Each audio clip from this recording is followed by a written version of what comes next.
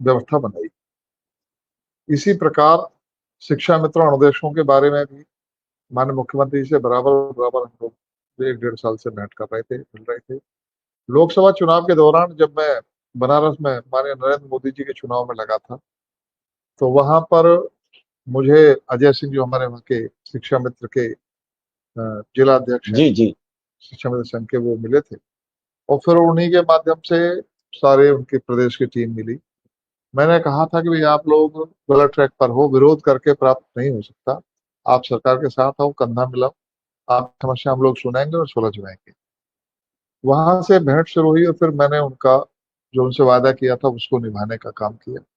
सालों हम लोग मिलते रहे, धीरे धीरे नाराजगियां पटी, चीजें खत्म हुई। माननीय मुख्यमंत्री जी ने इस समय ये ऐलान किया था कि हम जितने हमारे संविदा कर्मी हैं उनको भी हम आयुष्मान कार्ड की सुविधा देंगे, आयुष्मान का लाभ देंगे।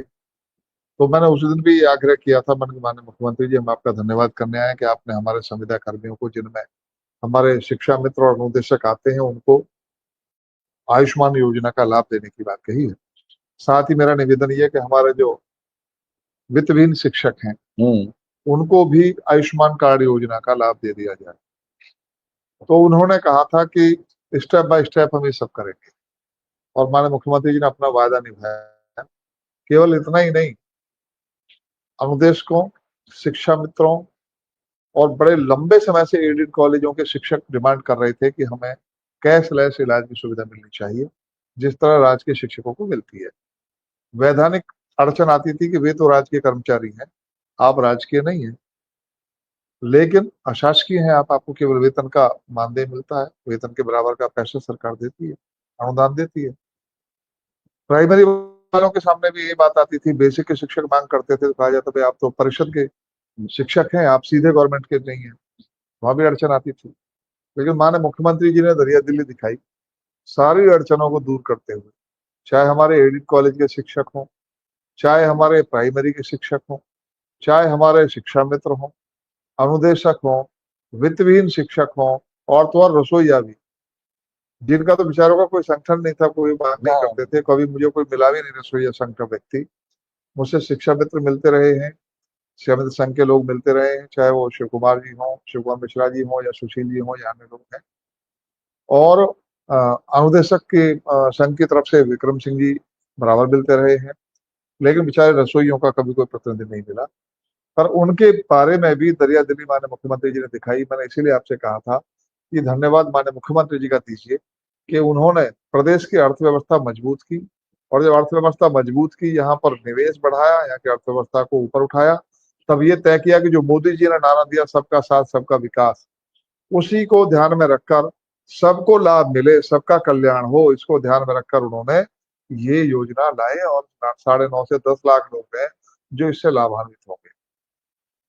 इसके बाद अगला विषय आता है कि हमारे शिक्षा मित्र और अनुदेशकों का, रसोइयों का मानदेय बढ़े। तो उस पर भी माननीय मुख्यमंत्री जी ने शिक्षक दिवस के दिन 5 सितंबर को ये घोषणा कर ही दी कि मैं एक हाई पावर कमेटी बना रहा हूँ, और जैसे उसकी रिपोर्ट आएगी, हमें ऐसी व्यवस्था बना देंगे कि बार बार इसके लिए ना कहना पड़े। महंगाई के अनुसार स्वतः उनका मानदेय हर वर्ष बढ़ता रहे, उनको भी पता रहेगा कि इस वर्ष हमारा मानदेय कितना बढ़ने वाला है, और हमारे सिस्टम को भी पता रहेगा कि इस बार इनका इतना पैसा पड़ने वाला है। तो वो सब चीजें हल करने का काम हमारी सरकार कर रही है। और आप देख रहे होंगे संविदा कर्मी हैं जो संविदा पर लगने वाले हैं विद्यालयों में, उनके लिए भी ये व्यवस्था कर दी कि उनको एक आयोग बना दिया उनका, कि वो आयोग के द्वारा उनके हितों की रक्षा होगी, उनको वेतन, मिनिमम वेतन मिले, उनका चयन ठीक से हो, इस सब की व्यवस्था, प्रत्येक व्यक्ति को लाभ मिले, उसका ध्यान माननीय मोदी जी की तरह ही माननीय योगी जी को भी है, और वो हर चीज पर ध्यान दे रहे हैं। तो इसलिए मैं उनको धन्यवाद ज्ञापित करता हूँ आप सबकी तरफ से।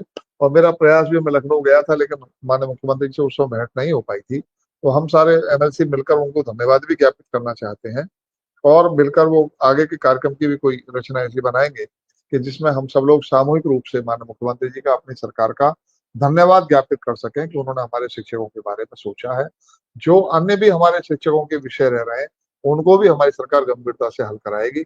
साथियों, केवल शिक्षकों का ही विषय नहीं, हमारे जो प्रदेश के बच्चे हैं वो मेधा में कहीं पीछे न रहे। दुनिया के मुकाबले में सामने खड़े हो सके, इसलिए अच्छी एजुकेशन उनको मिले। और वो बिना अच्छे इंफ्रास्ट्रक्चर के और बिना अच्छे शिक्षकों के संभव नहीं। पहले जो नियुक्तियां होती थी कि चाहे जिसको पकड़ा उसको ये सोच कर कि चलो इसका भला हो जाएगा, इसको नौकरी दे दो, नौकरी सोचकर शिक्षक का चयन करना ये गलत है। इससे गुणवत्ता के साथ समझौता होता है। एक शिक्षक अपने जीवन में कम से कम 20,000 बच्चों को पढ़ाता है। यदि किसी विषय का वो खुद मर्मज्ञ नहीं है तो वो बच्चों को उसमें मर्मज्ञ नहीं बना सकता। और ऐसा होने से हमारी जनरेशन पिछड़ जाती है, कंपटीशन में दुनिया के सामने फिर खड़ी नहीं हो पाती। तो वो ठीक से खड़ा हो सके इसलिए उन्होंने योग्यता के आधार पर ही शिक्षकों की भर्ती की। 1.5 लाख से ज्यादा 1,65,000 प्राइमरी के शिक्षकों की भर्ती की है। 35,000 माध्यमिक स्कूलों में, एडेड स्कूलों में भर्ती की है। 15,000 से ज्यादा राज्य के शिक्षकों की भर्ती की है। और वो सब योग्यता के आधार पर। कोई माइका लाल ये नहीं कह सकता किसी शिक्षक से किसी ने कोई पैसा ले लिया हो या किसी के चयन में कोई सिफारिश चली हो